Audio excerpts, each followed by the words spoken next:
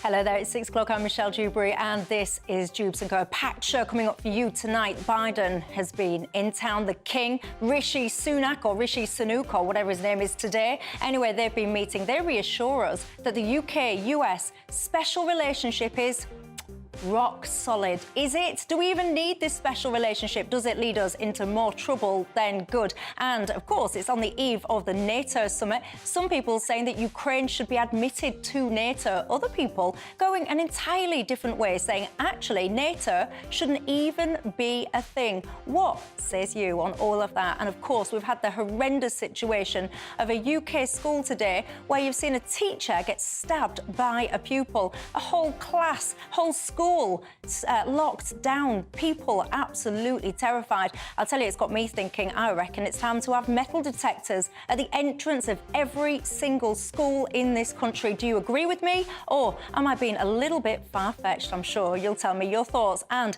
our father, who art in heaven. Yes, the Lord's Prayer now apparently might get a bit of a makeover. Some people are saying that the word father is triggering for women that have been abused. What do you think to this? Is this just common sense, progress and all the rest of it? Or is it another example of the world gone mad? And the BBC, oh, it's all kicking off, isn't it? Have you seen it? A presenter, who is it? Well, most of us know, but don't worry, I will not be telling you. Some people saying, though, that in Parliament, this person should be named. Really? What about innocent until proven guilty? Your thoughts on all of that? Joining me, Peter Hitchens and Alex Dean. But before we get stuck in, let's get the news, shall we?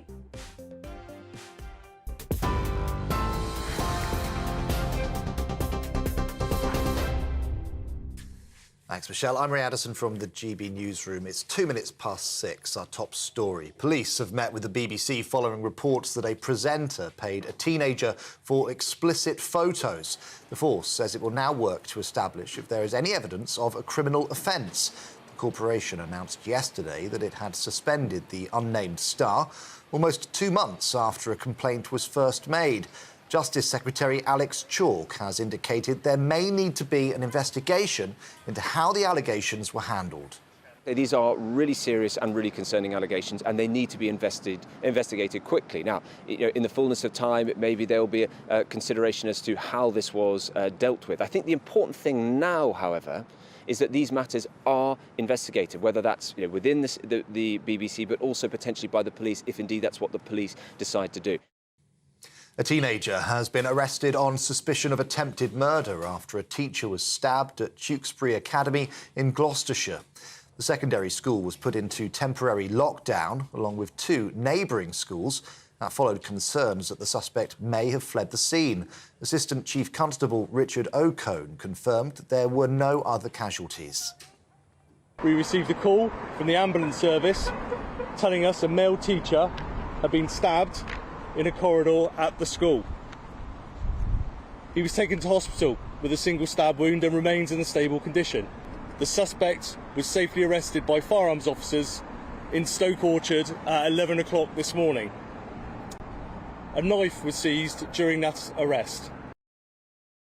Well, Miles Cummings is a Year 7 pupil at the school. He described his fear following that incident. We're all locked in to the classroom, so none of us can leave. The only time we can leave is if one of us needed the toilet or something. I was feeling really scared, because I didn't have my phone on me because I forgot it. So I couldn't talk to my mum and dad or my brother. US President Joe Biden has completed his brief tour of the UK after meetings with the Prime Minister and the King. He's now travelled to Lithuania for a 2-day NATO summit, which starts tomorrow. Mr Biden was given a warm welcome at Windsor Castle, where he discussed climate issues with the King. Followed a meeting with Rishi Sunak at Downing Street, where, despite recent tensions over Ukraine, both leaders paid tribute to the special relationship. It's great to have you here, back in Downing Street. I think you've been here a few times before, I know, but your first time as President, so we're very privileged and fortunate to have you here. Thanks for coming. Couldn't be meeting with a closer friend and a greater ally, and our relationship is rock solid. The Home Secretary has reiterated the government's commitment to detaining illegal migrants who arrive in the UK on small boats. Suella Braverman was speaking following the arrival of almost 1,500 people since Friday. The provisional total for 2023 so far is about 4% lower than this time last year, when around 13,200 crossings had been recorded. Ms Braverman says it has to stop. Prime Minister and I are absolutely clear. We've got to stop the boats. That's why we're working very hard to introduce new legislation. It's going through Parliament right now in terms of instilling a new system whereby if you arrive in the UK illegally, you'll be detained and thereafter swiftly removed. Last year, there were 45,000 people who arrived illegally. It's costing us £6 million a day in hotel accommodation. This has to stop. And more than 100,000 holidaymakers have been affected by EasyJet's summer flight cancellations. The airline has cancelled around 1,700 flights between July and September, most being from Gatwick Airport. Fridays and weekends are expected to be most at risk of that disruption. EasyJet saying it's due to air traffic control restrictions rather than staff shortages, with 95% of passengers booked on to alternative flights. Andy Samu is stuck in Budapest because of his flight being cancelled. He spoke with us earlier on. We were given a hotel, but many of the passengers were asked to sleep two to a room, which I've not seen before. It's quite unusual to see that. We've had further disruption this morning because some parents with their children have been given seats on different rows from their children. And we received a refreshment voucher, which is worth £2.55 in local currency. And I've tried 4 shops and none of them will take it. Well, we're on TV, online, on DAB Plus Radio and on TuneIn too. This is GB News. Back now to Michelle.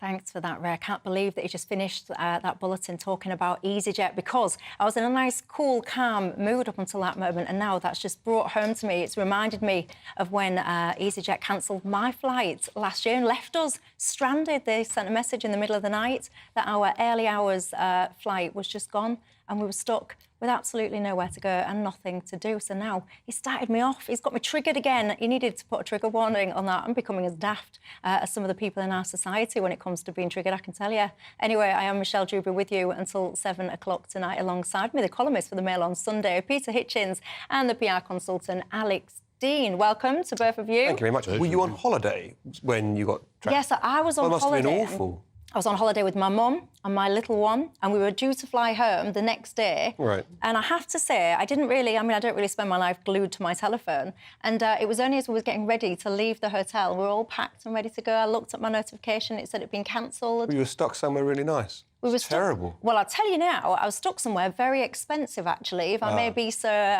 indulgent. It was my holiday. It was somewhere you'd chosen to go, wasn't it? Yeah, but we had to find another night, which they didn't have available. God. So I was stuck. I know what he's trying to do, everyone. He's trying to make out that I am some kind of, I don't know, lovey-dovey that has to have the hardship of another night on a sun lounger. When people say they got stuck somewhere, it was absolutely terrible. There we were in Tenerife, the sun was shining, the drinks were there, it was absolutely awful. There I was, everything packed up with a kid with nowhere to stay because they'd sold our room for someone else and there was, the next night. Of course, all the restaurants, the beach was closed, the restaurant was closed. EasyJet did not want to know. There was nothing. I was fuming. Yeah. I was fuming. Don't even get me started on it, honestly. Because, there were no hotels. I'll rip the entire agenda up and just start on this. He has absolutely no sympathy for my plight whatsoever. Do you know what? I'm going to wish karma onto you. I'm going to wish that one of your flights is cancelled. Yes. Leaving you, and then you can report back to me. Do you know what I'll do then? I'll find a pub, instead of being one of those sad sacks who likes to take pictures of themselves looking really sad in the airport, sitting on their luggage. I don't think I even went on Twitter. I don't think I even ranted about it. I'm sure someone will correct me if I did. Maybe I might have ranted. I don't know. Anyway, it started me off. I've got lots to get into tonight. Caesar so-and-so, isn't he? gbviews@gbnews.com is how you get hold of me on the email, or you can tweet me at gbnews. Get in touch with all your thoughts. And if you have experienced what the hardship is what I would describe it, then get in touch and tell me about it too. But today's big news, Joe Biden. Of course, he's been in the UK again. It seems to be quite a lot these days, doesn't it? Anyway, apparently, it's all about this special relationship we've got. It's rock solid. He's been meeting Rishi Sunak, or Rashid Sunak, or whatever we call him these days. Also met the King. He's heading off to Lithuania for a NATO summit. Bring ourselves up to speed. Darren McCaffrey is on hand. Darren, good evening. Tell us the best bits, the highlights. Good evening. Well, it was pretty brief. I mean, it was only highlights, if you like, Michelle. The meeting lasted for 40 minutes in the garden of Downing Street. As you say, the US president talked about that special relationship being rock solid, and that there was no better ally in Rishi Sunak. They talked in private about everything from, obviously, the war in Ukraine, NATO, but also talked about AI, China, about how the countries can better cooperate when it comes to trade and to green issues too. So it's pretty wide-ranging, but as I say, it was pretty short, and in many ways, the meeting with Rishi Sunak was merely the curtain raiser to the main event, which was when President Biden went to Windsor to meet the King. As you say, it is notable that he decided to stop off on the way to Lithuania, where he is now travelling to for that NATO summit. The Prime Minister will be going tomorrow morning. I think it was clearly an attempt, by the President to reach out after he didn't turn up to the King's coronation, and there's much criticism of that, suggestions that he is anti-British. Though, as Downing Street have been at absolute pains to reiterate today, Rishi Sunak has met Joe Biden 6 times in the last 7 months, way more, I think, than previous presidents and prime ministers have met, particularly in such a short period of time. But it is not to say that the special relationship doesn't have its cracks as well. There are clearly disagreements on the use of cluster bombs that the United States announced it was going to provide Ukraine over the weekend. The disagreements too about Ukraine trying to join NATO, and also about who should take over as NATO Secretary General. UK government, unsurprisingly, very keen on Ben Wallace. It looks like Joe Biden prefers Ursula von der Leyen. So cracks in the relationship, but overall, what they wanted to do is send a message today that the special relationship still does matter, and that Joe Biden, from time to time, is willing to make the special effort, an extra effort, to turn up to the UK, even if he's on his travels elsewhere. Darren McCaffrey, thank you very much for that update. I always find it a bit weird. I don't have any relationship in my life that I feel I need to go wandering around all the time. Yes, I'm still in a special relationship. It's a very special relationship. It really is. All a little bit peculiar. Pick any strand of it which you would like to, whether it's NATO, whether it's special relationships or beyond. There's been no British leader of NATO in a generation, and the role of Secretary-General of NATO is one that fell out of fashion a little bit in times when people thought the alliance had less purpose, and has now come back into real focus. I thought that it was time, and I thought Wallace was the right candidate to lead it. And it's a real shame, in my view, that it is an American veto that stopped it too. There's no doubt about it. You can always try and read between diplomatic lines, but it seems to me very clear it's the White House that said no too, not the State Department. And do you think Ukraine should be added as a member of NATO? I think you should never... Part of the rules in NATO say you can't admit a state that's undergoing conflict at the time of its application to admission.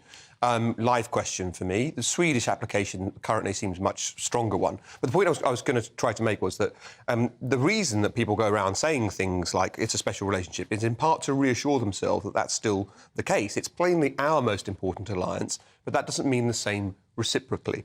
And when the Americans do something like that, vetoing Wallace and seeking to prefer, it seems to me, the candidacy of a vastly incompetent Ursula von der Leyen, it says something about our relationship. Peter. Well, there is no special relationship. I spent some time hunting for it when I lived in Washington, D.C., and met mainly with laughter. There is no such thing. There never has been any such thing. The Americans don't regard us as their special friends. They don't value us particularly highly. They will treat us as they wish to treat us when they wish to treat us that way. If they require our friendship, then they'll ask for it. If they want to trample us, then they will, as they did most notably in Northern Ireland, where they backed Provisional Sinn Féin against the supposed most long-lasting NATO and World War II ally. If we can only divest ourselves of this ridiculous puppy dog desire to have the Americans tickle our tummy and tell us that we're a good boy, we could actually have much more of a role in the world. The French, especially under Charles de Gaulle, but since then have very sensibly taken the view that they will run their own independent foreign policy, and if that annoys the Americans, too bad. And in general, as a result, they get treated better by the Americans than we do. Nobody ever respects a toady.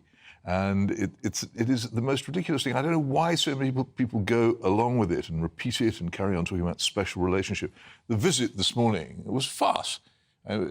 Joe Biden turned up. There's no evidence he even knew where he was. He went into this building. That's a more general issue. And saw. It's not a more general issue. He went into this building. He saw somebody who he's bumped into at a few previous summits, said a few completely unimportant words to him, and then went away again. It's all done because the Foreign Office begged him to do so. Said, please, please, please come and show the special relationship, because British prime ministers, with few exceptions, have this absurd delusion that the British public wants them to be seen with Americans and thinks they're more important if they are.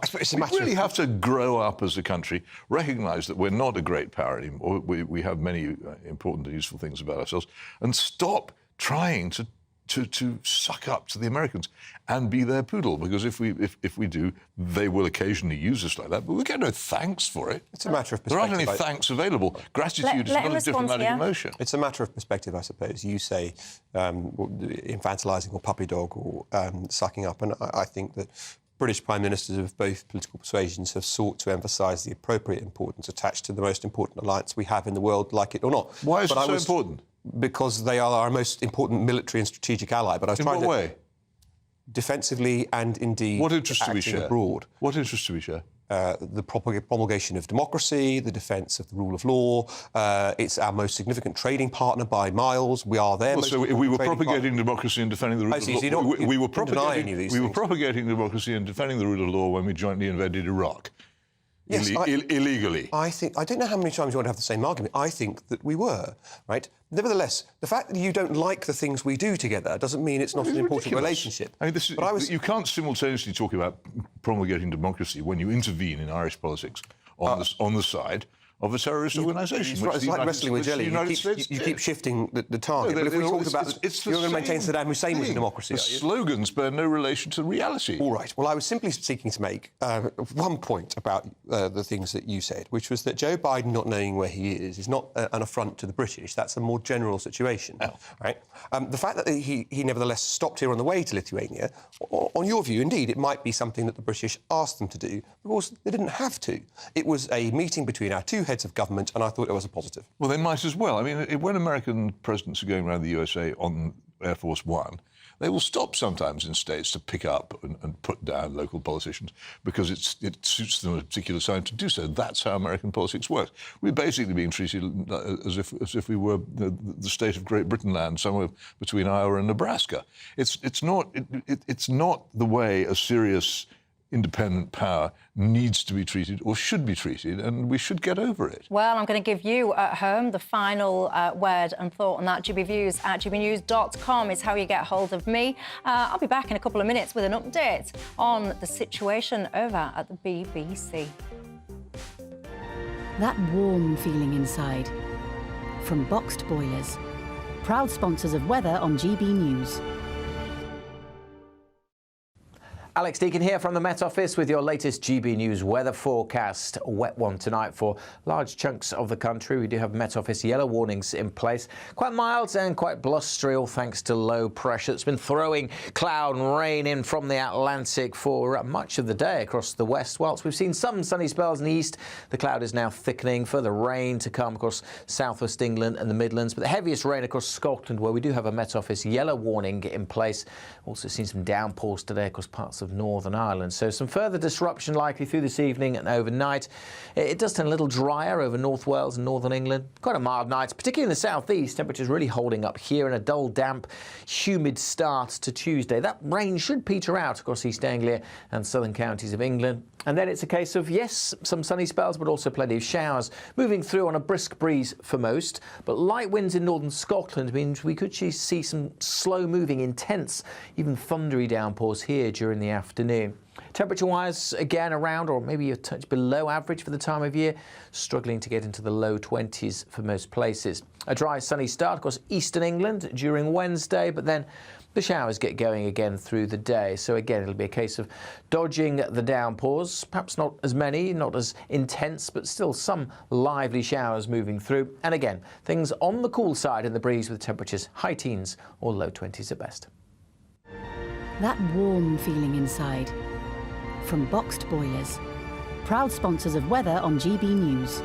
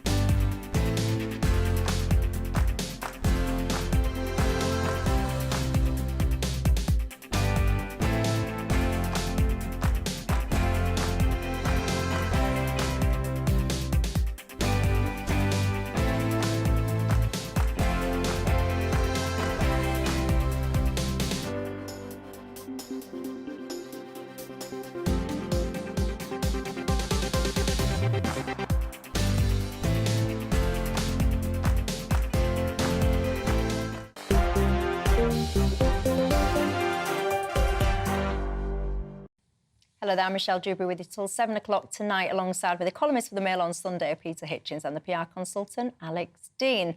Now, I mentioned just before the break that we had an update for you about the scandal that has been engulfing many at the BBC. Well, I'm joined now by GB News' national reporter, Paul Hawkins, is live from outside New Broadcasting House with an update. Hello, Paul, nice shot of your forehead there. What can you tell us? Yeah, apologies for that. I'm just having another read through these statements, these incredible statements that have been released, this breaking news in the past hour. First of all, from a lawyer representing the young person at the centre of this, which seems to contradict what her mother, reported by The Sun, has been alleging. So the statement, it says the young person sent a denial to The Sun on Friday evening via WhatsApp, saying the statement their mother made to the newspaper was totally wrong and there was no truth to it. Nonetheless, the lawyer said the Sun newspaper proceeded to publish their inappropriate article for the avoidance of doubt. Nothing inappropriate or unlawful has taken place between our client and the BBC personality, and the allegations reported in the Sun newspaper are rubbish. Now, following on from that, we then had a statement issued by the Sun themselves. We have reported a story about two very concerned parents who made a complaint to the BBC about the behaviour of a presenter and the welfare of their child. Their complaint was not acted upon by the BBC. We have seen evidence that supports their concerns. It's now for the BBC to properly investigate. So what we're looking at here is claim and counterclaim between the family and the young person at the centre of this. Clearly, there are lots of questions here still for the BBC. They're saying that the BBC is now for the BBC to properly investigate. The complaint was not acted upon by the BBC. The BBC have always said that they've been investigating this complaint since May the 19th. It's difficult to know exactly what is true here and what is not, but this is the reason why we have that law in place, why there was that Supreme Court ruling in 2022 that said that anyone that is being looked into by law enforcement agencies cannot be named to protect their identity and their reputation should the case be dropped. So clearly, it's difficult to know what is true and what is not now, and that is why the presenter has remained unnamed, at least in the media. And where are the police in all of this? So the police have said that earlier on they met with the Metropolitan Police. They held a virtual call. They were passed some more information by the BBC. It was essentially a representative from the Metropolitan Police meeting the BBC Investigations Unit themselves, led by a guy called Jeff Brown. He's the former Metropolitan Police detective himself. He's been head of the BBC Investigations Unit for 3.5 years. Those two sides met. Some information was passed to the Met. And then a very brief statement issued by the Met this afternoon saying that there is no investigation in place, but they are looking at the information and they will decide in due course whether potentially any criminal activity has taken place. But given this statement from the young person at the centre of this, it's difficult to know what is going on at the moment now, but certainly questions now for not just the police, not just the BBC, not just the family at the centre of this, but also the Sun newspaper. Oh, blimey. Paul Hawkins, thank you very much for that update. What a mess. Yes, and one chooses one's comments with extreme care in the circumstances. Yeah. But I can see why the Sun wound up in the position they were in, because they had a source that they believed in and thought was a source of truth, which was the mother of the person concerned. And I don't imagine they saw coming at them the lawyer for the party concerned taking a really quite different perspective. So there is that. But the BBC would always emphasise their intention both to respect the presumption of innocence on the part of anyone who's accused of something, and secondly, their right to privacy and as far as it extends to them being named. So whilst there are names being bandied about, we certainly shan't be saying them. Yep. It is worth emphasising to your viewers, especially given the tendency of people to say things online as if they are cost-free, that people who repeat a libel or spread one that they've heard from somewhere else can find themselves individually and personally liable for that libel. So to give an example from the past, when Lord McAlpine was wrongly accused of being involved in criminality, he and his lawyers took action against those who had repeated that untruthful allegation and I forget where the line was, whether it was 2,000 followers or 5,000 followers, but it wasn't that many followers that got you over the line on social media to mean that they would bring a case against you. And many, many people got in trouble as a result. So be careful what you type. Well, I'm being very careful, and I'm sitting here, obviously, you know, when you know who is involved, it's very hard because then you keep telling yourself, don't say the name, don't say the name, don't say the name. So then you get really quite kind of anxious and tongue-tied and all the rest of it. Obviously, we're not going to say any names. One of the problems with the Great British society is that we love a bit of a scandal. When there's a scandal unfolding, we can't help ourselves. We're getting the popcorn, we're getting involved, we're getting into it, and then everything kind of snowballs. So whether or not this whole... I always found that kind of public interest line quite a fascinating one, because just because the public is interested in something doesn't always mean that it is in the public interest for things to be shared. No, I would like us to go back to the times when scandals were aired in court under the rules of evidence and under the supervision of the judge. I don't think that the presumption of innocence is served by things being discussed before they get to court, if ever they get to court. And I think it's been one of the many bad ways in which our society has copied American society, where I don't think the fact that a court case is approaching really inhibits discussion of such things at all, whereas here it just must. And I think that those rules have been relaxed lately, and I'm sorry about it. I think the presumption of innocence is one of the absolute pillars of liberty and justice, and all of us, particularly actually people in the media, have an especially strong duty to stick by it.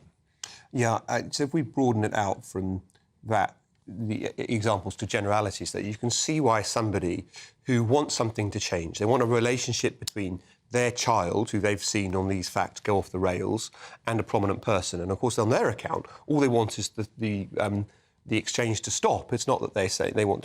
They say they didn't want the investigation from the BBC and so forth. So the question, I suppose, would be: imagine for a moment there was no illegality, right? There was nothing untoward as far as the law was concerned that would attach to the point that Peter makes, that scandal must be heard in court or otherwise. As a desperate parent, you might think, well, where else can I turn but the media? By the way, it seems that this person wasn't paid for their story when they took it to the Sun. Right? What else can I do but take it to the media? So there is a flip side to that notion that it's the court and only the courts that can talk about it.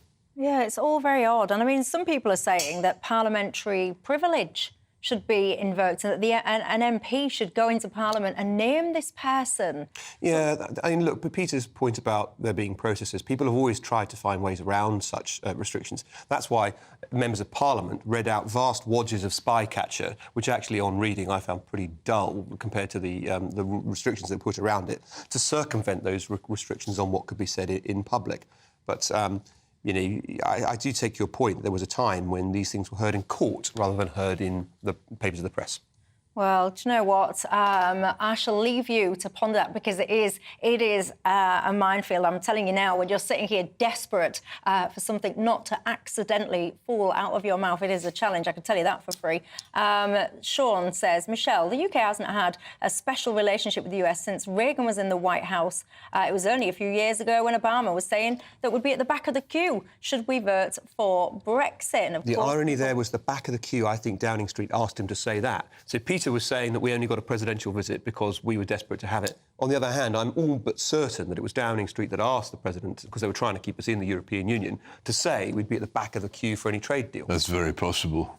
But why should they have obliged for this anyway? It still, at close quarters, dissolves into nothing. We get nothing from it except illusion. What about Michelle's viewer's comment, though? Because it does seem to most of us... See, let's take your view of more general pessimism of the state of the relationship. Don't you think that there was plainly something special in the Reagan-Thatcher era? No, on the contrary. You go through the actual history, for instance, of the Falklands conflict, and the initial unwillingness of the United States to help us was quite strong. Then Ronald Reagan's seizure, some of us remember, of the Commonwealth country, Grenada, without even bothering to mention to us he was going to do it. I think they danced together at the British Embassy in Washington once, and he made eyes at her from time to time, but I don't think there was anything particularly special about the way the United States treated us.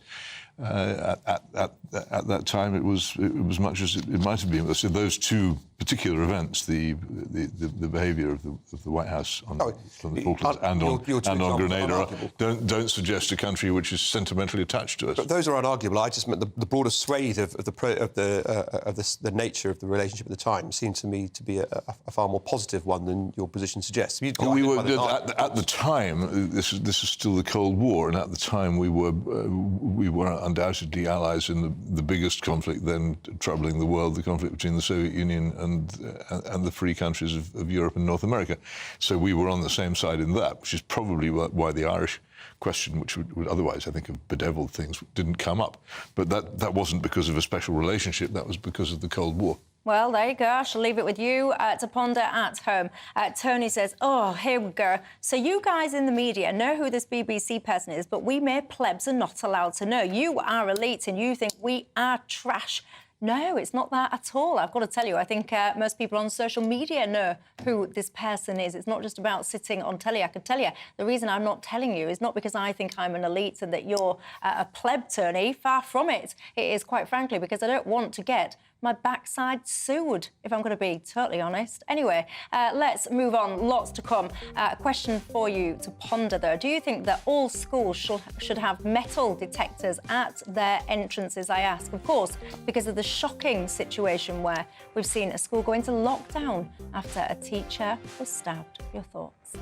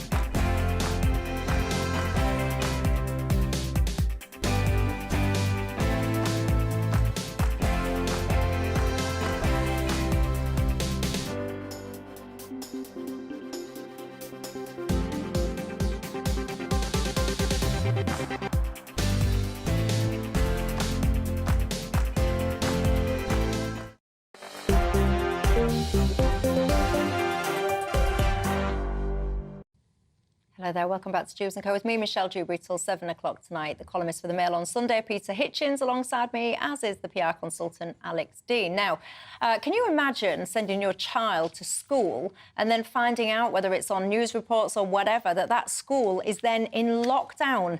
You've got kids barricaded in their classrooms using things like drawers and things like that. You've got collections of kids in the sports halls and all the rest of it. When you hear stories like that, quite frankly, it sounds like it's something that's happened in America. But no, this time in the UK, in Tewkesbury to be precise, in Gloucestershire, a student stabbed a teacher. Now, he has been arrested, I have to say, so this is an ongoing legal case. But the more broader point of this is it's made me feel, Alex, that I think we should have metal detectors on the entrance of all the schools in this country. Am I overreacting a little bit? I think you may be, but the fact that it's a live discussion in which one can't immediately ridicule your position is very telling. And the sad thing is that it's now a reasonable question to ask. It once would have seemed such a fringe position to suggest we needed such security in our schools. I suppose, given how often our politics follows the Americans, some might say it's a matter of time. But the reason that this sort of thing, unless, sadly, the death toll is very high, the reason these kinds of attacks, when they happen in the United States, don't get that much news anymore is that they are so frequent. And in the United Kingdom, they are relatively uncommon. So I recall, of course, the tragic and fatal stabbing of a teacher, Mr. Lawrence, at his school in London some 20 years ago. I cannot recall another one in between. So it is not common. Let's not say to ourselves it's happening every day. Let's not say to ourselves it's frequent. I therefore think it's probably going over the top to say metal detectors everywhere. But the very fact we can discuss it as if it's a reasonable policy is awful for our country. Really? Do you agree, Peter? Well, that's the point. I just think that metal detectors would be, I'm afraid, not a particularly useful response to this, in my view, because where does the problem lie? In a society where people know how to behave and are normal, then a knife is not a particularly dangerous thing. In my childhood, children carried knives all the time. It was perfectly normal for children to carry sheath knives. Boy Scouts had knives. It was not, there was nothing seen as particularly wrong about it. And it is the truth that a person in a certain state of mind can kill you with a ballpoint pen, and a person in another state of mind wouldn't kill you with a machine gun. The weapon is not necessarily the thing, it's the state of mind of the person involved. And I think there are a lot more people in our society now whose state of mind is dangerous than it was before, and I don't think because of the absence of metal detectors. I think it's because of the prevalence of drugs. Drugs which idiotic people are calling for the decriminalisation of this week. And I think we should look much more seriously at that. I've done quite a lot of work on school shootings, as they generally are in the United States, and I found that in very, very large numbers of cases, the background of the shooter involves drugs of one kind or another. Often marijuana, sometimes antidepressants, sometimes steroids, but certainly mind-altering drugs, which are a common factor in this matter in an astonishing way. And it's not just that. A great deal, and my friend Ross Granger runs this website, which I constantly urge people to read, Attackers Smoke Cannabis, which documents from assiduous study of local newspaper reports the very large number of cases in this country where serious violent crimes are committed by people who have marijuana use in their background. And I think we should be paying much, much more attention to that. I don't think metal detectors would be a rational response. I think it would be very hard to enforce, extremely expensive, and as with all such measures, people would grow slack over them over time. It would not sustain the initial couple of weeks when everybody was made to go through, and when it beeps. You know what happens with metal detectors in offices or anywhere else where they're introduced. People start off by being assiduous, and then they stop. We have a much more profound problem. I have no idea what's happened in Tewkesbury, though I think people should make an effort to find out. But I have, as I say, looked very much at these events in North America, and I find that there's a remarkable correlation between the level of drug abuse and the level of... So I'm outverted on the metal detectors. Do you agree on the drug thing? Well, my time at the criminal bar certainly suggested that there is no such thing as natural, positive, casual drug use. But, of course, it may be causal, but looking down the wrong end of the telescope, because the people I was seeing were people who were already caught up in the criminal justice system. But I do agree with what Peter made a point about. It's very fashionable to say that cannabis is effectively harmless in this country. In fact, it's viewed in some quarters much more positively than tobacco. But, you know, the cannabis of the Beatles in the 1960s is basically not available now. Cannabis strains have been deliberately engineered to be stronger and stronger and stronger. And in the end, people are taking mind-altering amounts of cannabis, which is not water-soluble but fat-soluble. You have the occasional joint. You're never drug-free at the weekends. Indeed. And as Peter was saying, there have been calls for drugs, for personal use anyway, to be decriminalised. What do you think to that? Common sense or the world? Going mad, a sentence that I feel like I use often on this show. When I come back from the break, do you remember the Lord's Prayer? In fact, I'm saying, do you remember it? Could you recite the Lord's Prayer? If you can, you remember it starts with Our Father. Well, apparently that might be changing. See you in 2.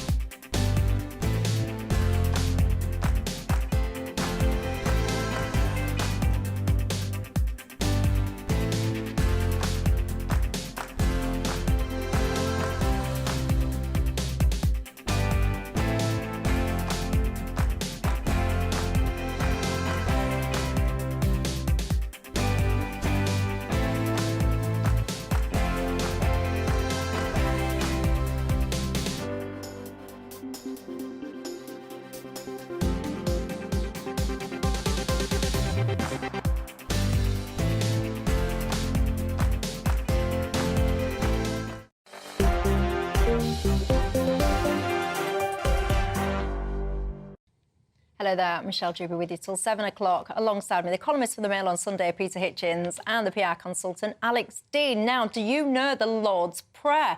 You might be surprised to learn, by the way, that there's more than one version of it. There's a new modern version as well. But anyway, do you know any of them? The Archbishop of York, Reverend Stephen Cottrell, now says that starting the Lord's Prayer with Our Father is problematic for abuse victims.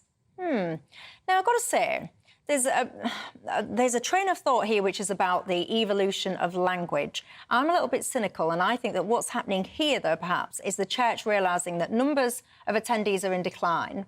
So now what they're trying to do is shuffle the deck chairs on the Titanic and go, right, well, maybe it's because a load of women have been abused by their dads or men or whatever. So if we change this sentence, it might get the women in.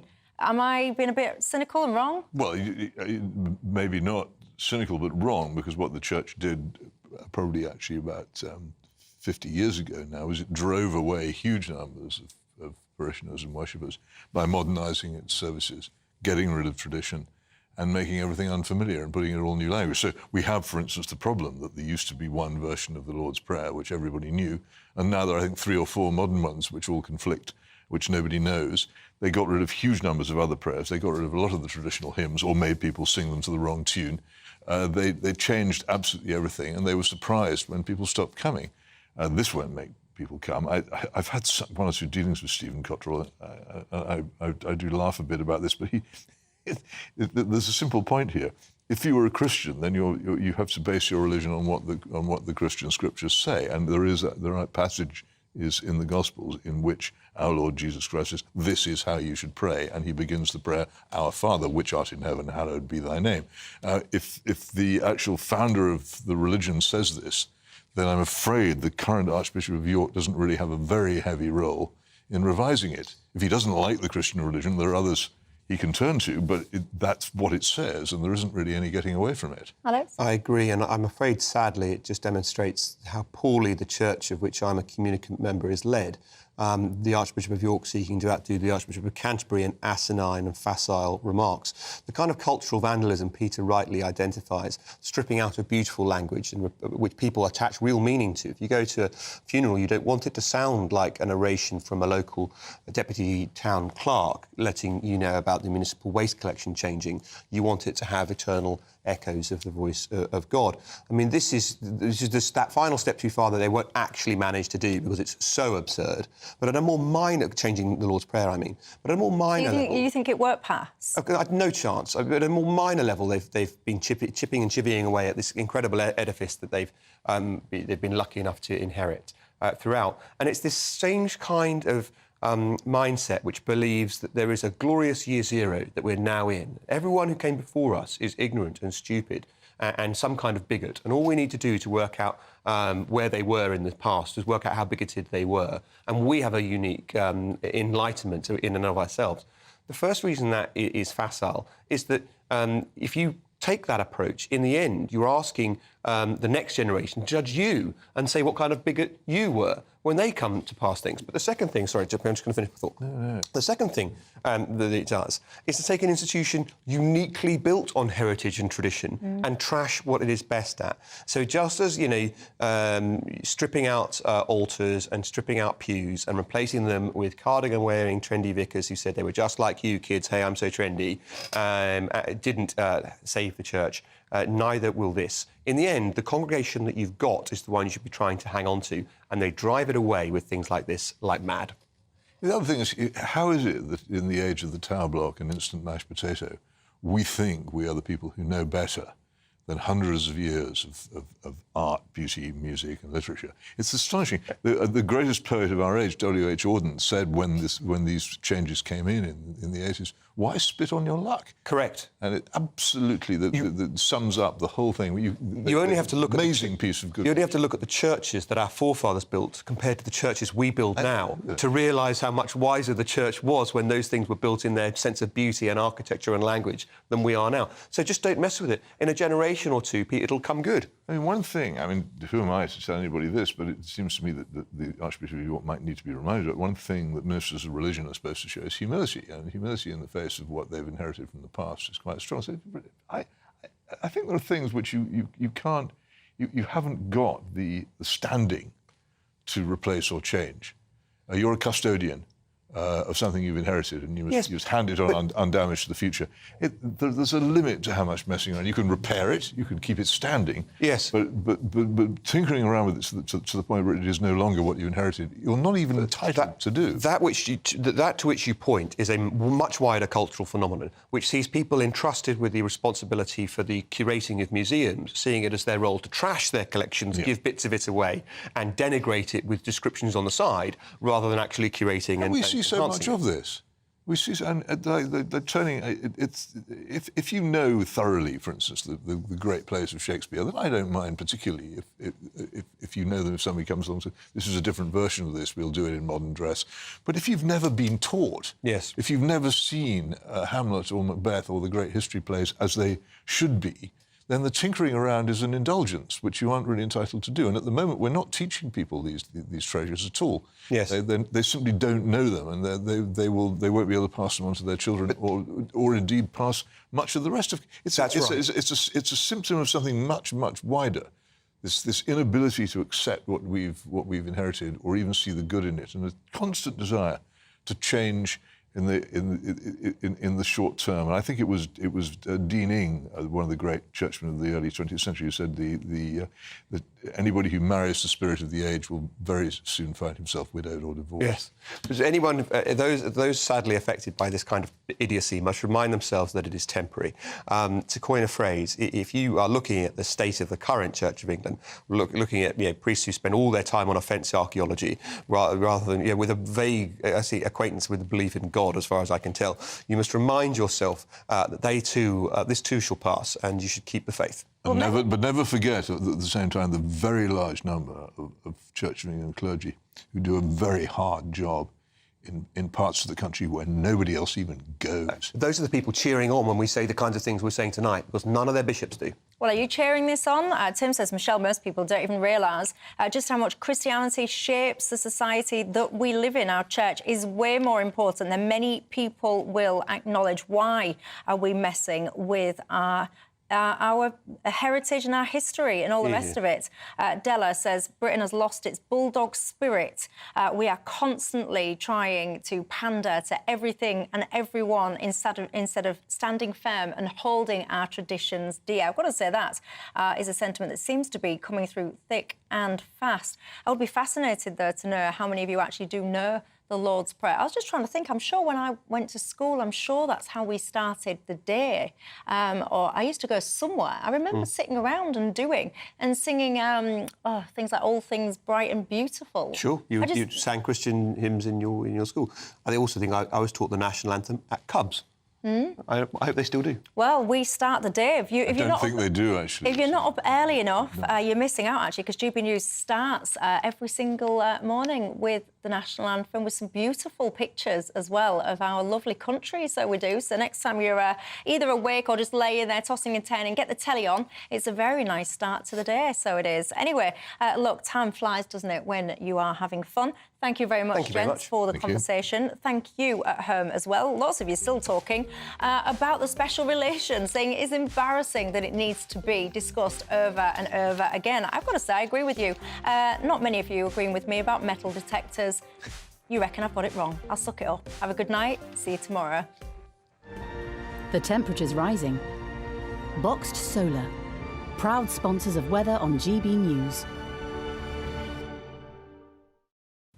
Alex Deakin here from the Met Office with your latest GB News weather forecast. A wet one tonight for large chunks of the country. We do have Met Office yellow warnings in place. Quite mild and quite blustery, all thanks to low pressure. It's been throwing cloud and rain in from the Atlantic for much of the day across the west. Whilst we've seen some sunny spells in the east, the cloud is now thickening. Further rain to come across southwest England and the Midlands. But the heaviest rain across Scotland, where we do have a Met Office yellow warning in place. Also seen some downpours today across parts of Northern Ireland. So some further disruption likely through this evening and overnight. It does turn a little drier over North Wales and Northern England. Quite a mild night, particularly in the southeast. Temperatures really holding up here, and a dull, damp, humid start to Tuesday. That rain should peter out across East Anglia and southern counties of England. And then it's a case of, yes, some sunny spells, but also plenty of showers moving through on a brisk breeze for most. But light winds in northern Scotland means we could see some slow-moving, intense, even thundery downpours here during the afternoon. Temperature-wise, again, around or maybe a touch below average for the time of year, struggling to get into the low 20s for most places. A dry, sunny start across eastern England during Wednesday, but then the showers get going again through the day. So again, it'll be a case of dodging the downpours, perhaps not as many, not as intense, but still some lively showers moving through. And again, things on the cool side in the breeze with temperatures high teens or low 20s at best. The temperature's rising. Boxed Solar, proud sponsors of weather on GB News.